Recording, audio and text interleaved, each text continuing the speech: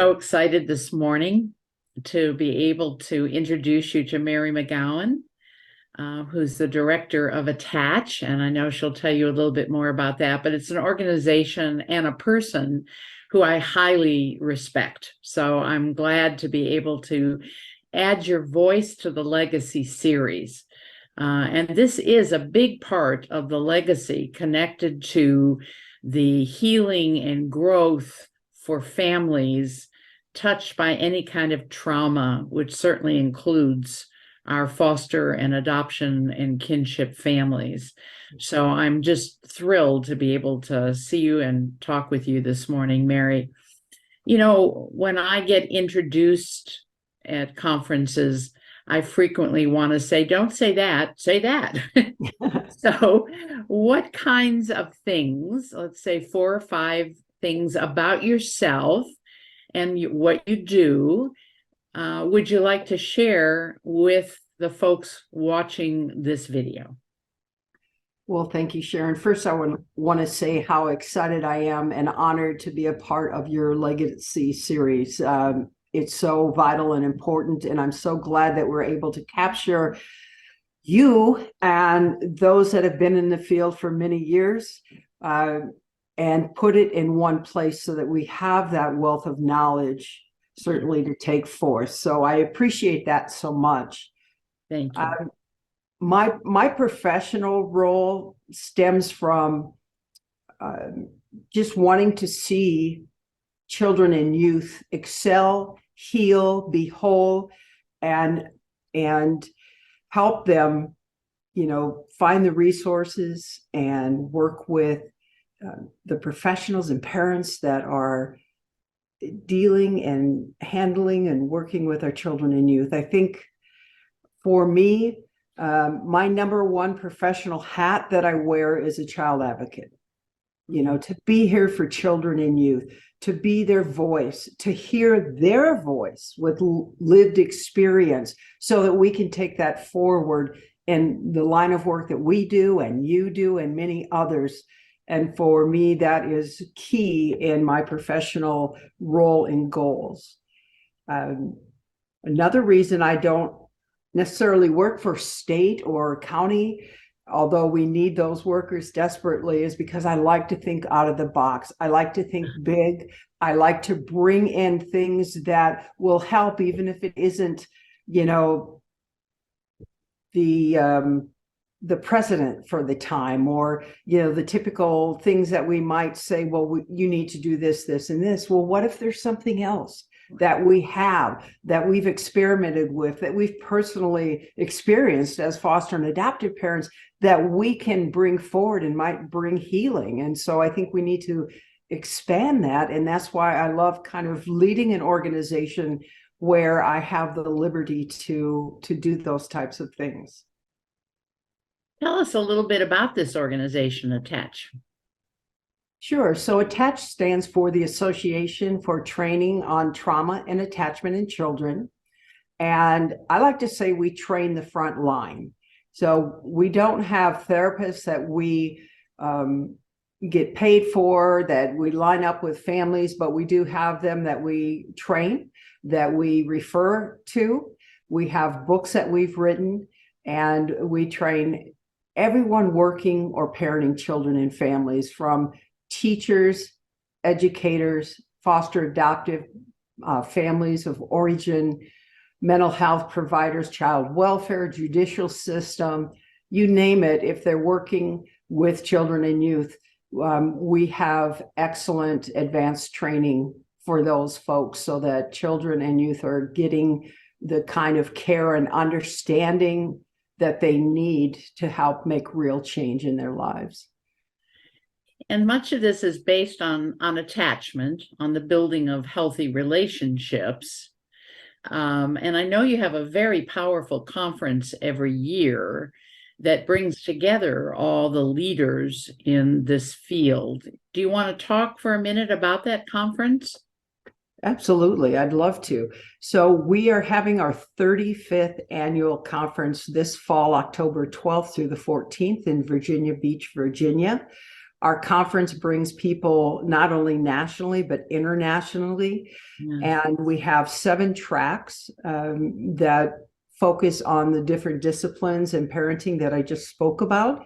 We bring in over 80 experts in the field to discuss it from different views, relevant research that's been founded, and practical application, not just the theory, but where people leave and they can't wait to go home or they can't wait to go to work to actually try some of these things. And I know that's what happened with me when I first got turned on to this kind of work. It was like I couldn't wait to get back and just try some of these practical things with my own children. And it works. It helps, and it helps calm us as parents and help us not to get into those power struggles with our children and youth, but to realize this is something beyond their control. And I think our conference focuses on that. It brings in such unique things from our networking, but also, we do things like yoga and walking and mindfulness and healing besides academia. We really have a well-rounded conference where our parents can walk up to the experts and leaders in the field and have lunch with them and talk with them about what they could do differently and what's working and what's not working. And they are just fulfilled, I think, for the ability to hear from one another and not keep our roles separate, but really come in together and say, what can we do better, with the focus on best interest for children and youth, but not just in a field of study. So I can't say enough about our conference. It rotates around the United States. And of course, Sharon was honored last year at our conference in Anaheim, California. And we continue to rotate it around various places in North America to bring these workshops and networking around the country. Well, you touched for a minute about what drew you to this. I mean, how did you get into this area of child welfare, mental health? What do you think personally drew you into this? And I think you made reference to being an adoptive parent. Do you want to talk a little bit about the kind of the beginnings, the etiology of your interest? Yes, I will. And this is very personal and probably the first time I've shared it publicly. Oh, thank you. I was raised in a, shall we say, dysfunctional home, putting it mildly. I think that, I swore I'd never say back in the day, like an old person, but truly, as I was being raised, what happened behind closed doors stayed behind closed doors. And in today's times, no doubt my siblings and myself would have been pulled into foster care. And so I started wanting to get into psychology and figure out what was going on academically. But then I wanted to do more than that. And I became a big sister in the Big Brothers Big Sisters program. And I met with, I had matches with kind of preteen girls who really were lost and didn't have a solid attachment. And I didn't even know what attachment was at that time. But I saw that they were in abusive and neglective homes, and I could take them out for a couple hours a week and get them away from that and share that with them. And pretty soon that wasn't enough. It was like, well, I have some medical background. I have psychology background. I want to do more. And so I checked out foster care. And many years ago, over 37 years ago, I became a licensed foster parent and began to do foster care. And it really was something that was near and dear to my heart, that nurturing, that caring for and loving. And yet I still lacked that piece of totally understanding the attachment piece. And so as I grew in that, I started working for the North American Council on Adoptable Children. I started getting education in trauma and attachment. And I was actually approached at a NCAP conference in Denver about the open position for executive director of Attach. And so I began to check into that.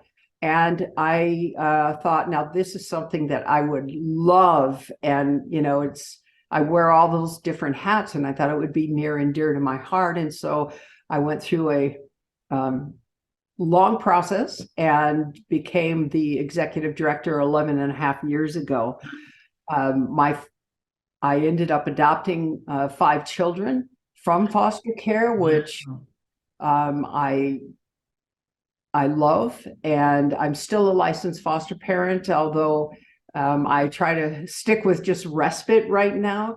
So my background started, from lived experience, and grew into both a career and a conscious decision at one point when one of my first foster children came up for adoption, and I had to make the decision: do I want to adopt? Do I want to have my own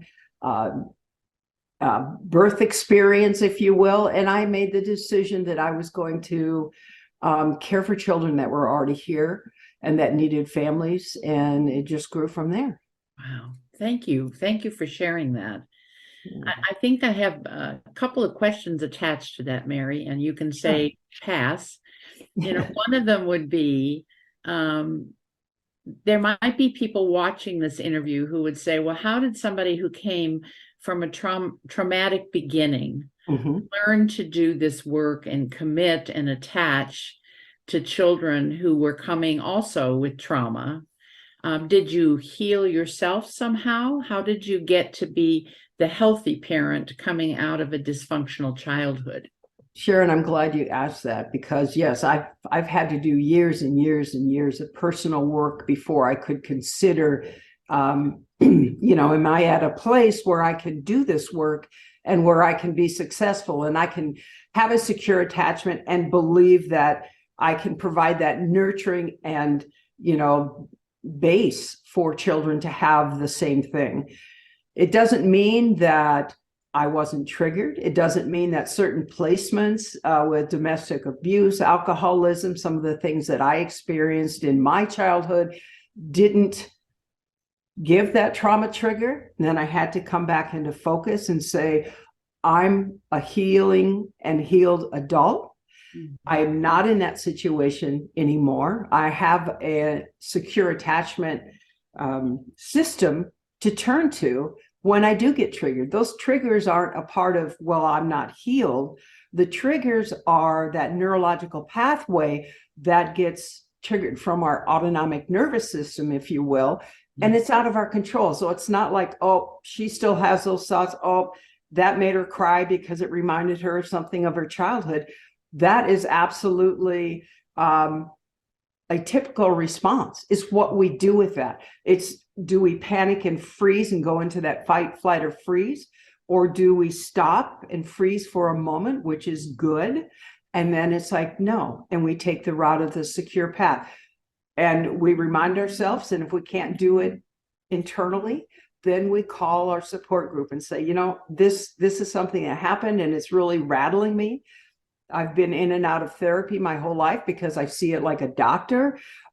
We need it. We need tune-ups. When I think that maybe I need more support than my friends can give me, I have no issues in calling up my therapist and saying, let's have a few sessions again. I need to just make sure that I'm seeing things clearly and all of those things. So it is not something that, if you haven't gone through a healing process and looking at your own parenting style and your own attachment patterns and all of those things that we bring with us into parenting, or any relationship for that matter, that needs to be done before, we jump into it. And,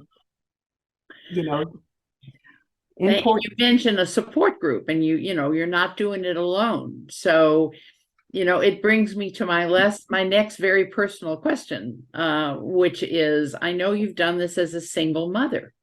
Yes. Correct?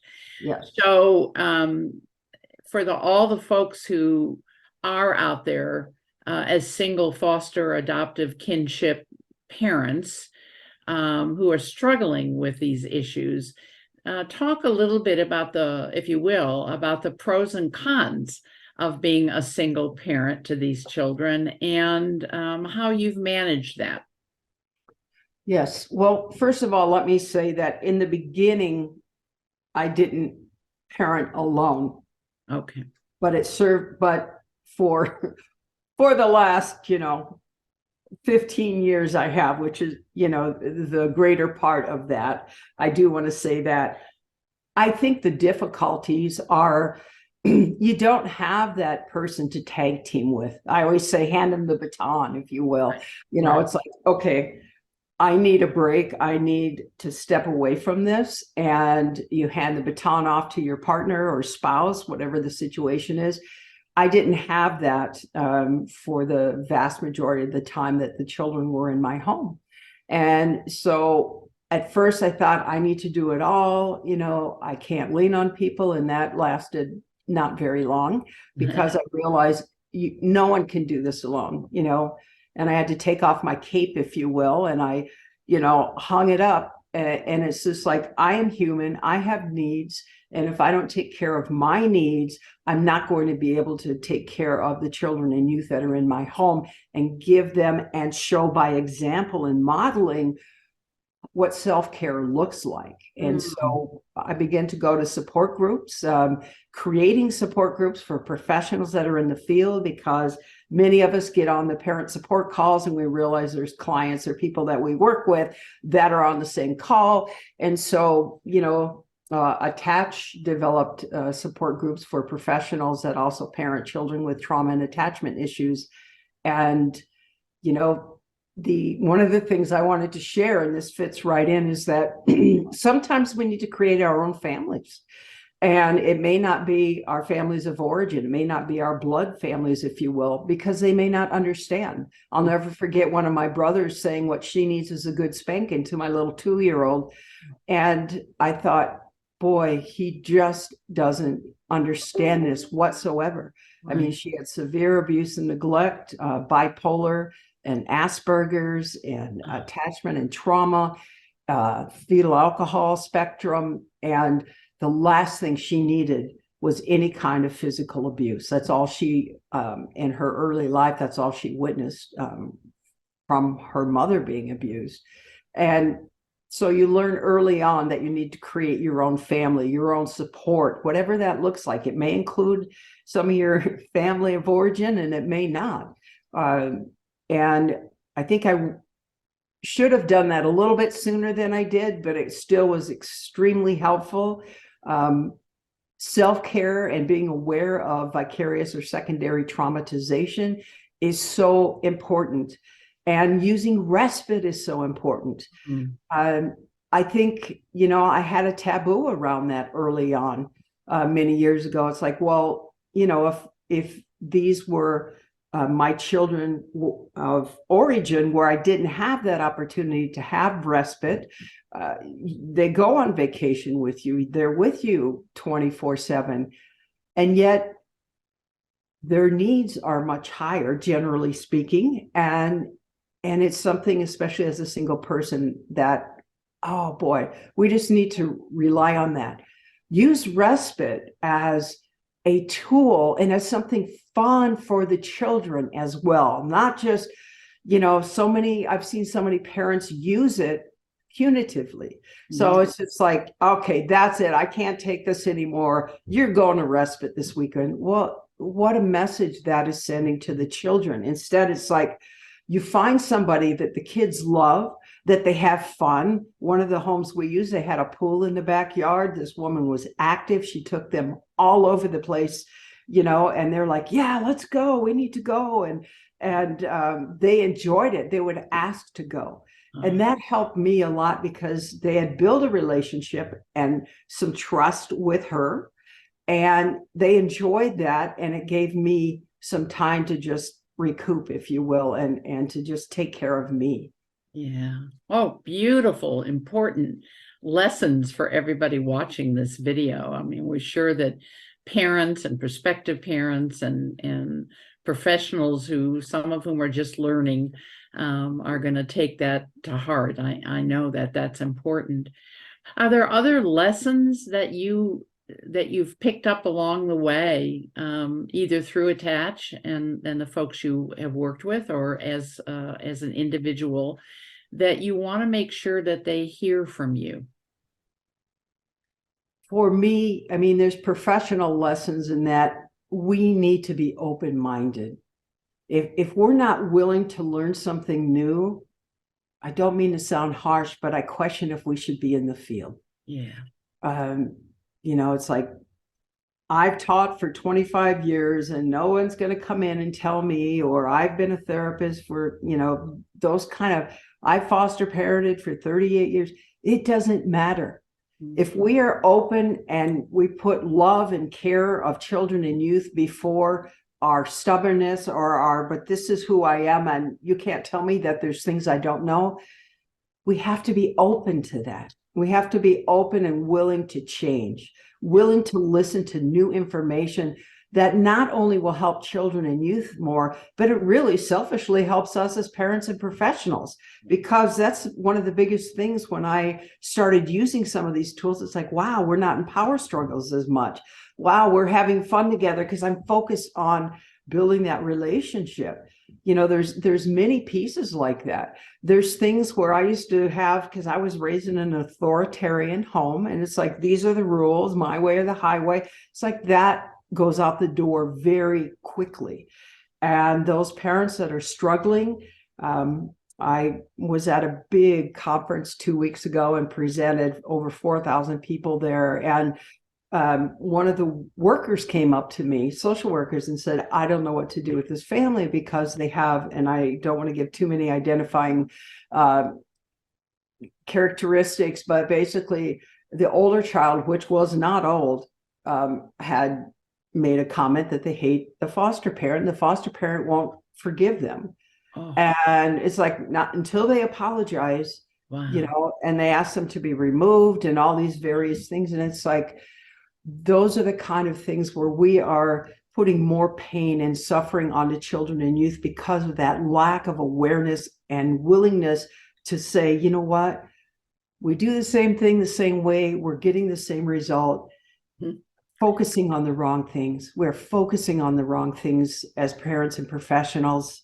And you can tell this is one of my soapboxes because, and it works for other fields too. I won't go into politics, but just anything that we aren't really willing to say, oh, you have some information, let me read it. Maybe it will show me something different. We may not embrace it. We may be defensive, but if we can just take it and contemplate and chew on it, everyone has the opportunity to learn and grow. And those are the things that mattered.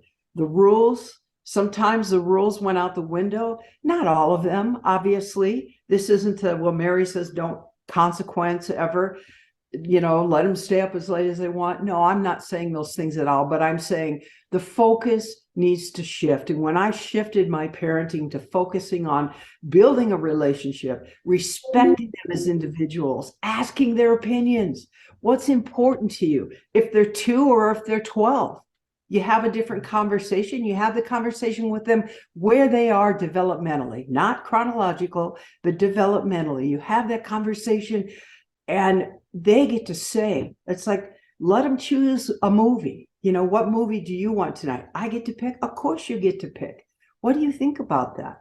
We ask them their opinions. We show them respect. We're not doing any great favors. Like when people come up and say, oh, you're an adopted parent or you're a foster parent. Wow. It's just like, don't say wow. It's, respect the kids or foster families or adopted families. It's like, they're lucky to have me. Or we hear about them treating them differently. The biggest compliment I have ever gotten is that no one could tell when it was a foster child, when it was one of my children, because they were treated fairly, maybe not equally, but fairly. Good point. And those things are just so key. Build that relationship, show that love, have fun together. That's how you build trust. That's how that child is going to turn to you in a time of need, because they know you have their back. You may not like what they're about to tell you, but you're not going to cast them away. But if you cast them away for saying you're not my real mom or I hate you, those children are not going to feel safe, and they're never going to build an attachment. They're never going to have those relationships that are vital, not only in youth, but as they go into adulthood. They will have never learned and will never learn how to have a safe relationship with other adults and human beings. Wow, that's a nice amount of information for somebody to hear and take in and use. So thank you. It's beautiful. When you reach the end of life on this earth, what would you like to have on your tombstone, or what would you like to have written in the obituary, or said at your in a eulogy? What do you want people to say about Mary McGowan? Boy, that's always hard. I mean, I think, making a difference for generations to come. Ah, Um, that she was kind and loving and caring to everyone that she crossed paths with. Doesn't mean I didn't make mistakes, but I just want people to know that I care and that we can make mistakes together. And hopefully I've made a difference in the lives of professionals and families, and particularly children and youth. I got to tell you, you ooze respect and open-heartedness and curiosity. And so, you've definitely achieved all that already. I just want to say that to you. Well, Yeah. Any final thoughts that you'd like to share? well, I wish I could turn the interview to you, because you are a wealth of knowledge. And perhaps if I do a blog, you will be a guest on mine as well. I think we just need to be okay with who we are and not always strive to be better or something different. Of course, we want to be better, but something different. If you can accept yourself and love yourself, others will be able to do the same, and then true change will be able to happen. And that's the essence of attachment, isn't it? It is indeed. It is. Mary, thank you. I am so glad that I'm attached to you and the organization of Attached, both of which have become very important in my life, my professional life, and even my personal life. So I want to thank you very much for doing this interview. And I hope that people watching will join Attach and go to a conference and avail themselves of all the wonderful wisdom that the folks bring together under your tutelage. So thank you very, very much. Thank you, Sharon, for the work that you continue to do and for this opportunity to share my journey. Thank you.